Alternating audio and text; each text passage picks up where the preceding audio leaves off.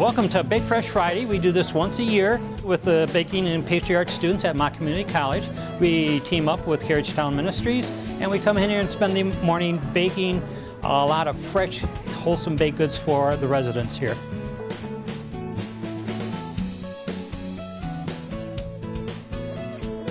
About 150 people eat here every night, and they don't often have an opportunity to have freshly baked goods.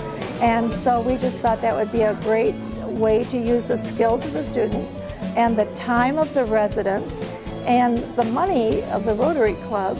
Everyone worked together so we could have this event for great quality baked goods for the residents.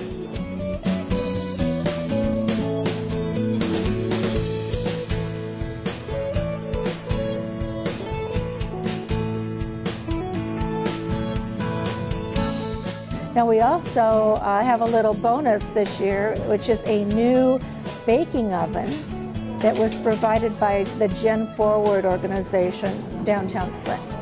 We do things like cookies, brownies, cakes, cupcakes, pies. The students get involved with the residents here, gives them an idea of what they can do. Some of them get inspired to do a little bit more after our visit here, and it's just a wonderful opportunity to give back to the community.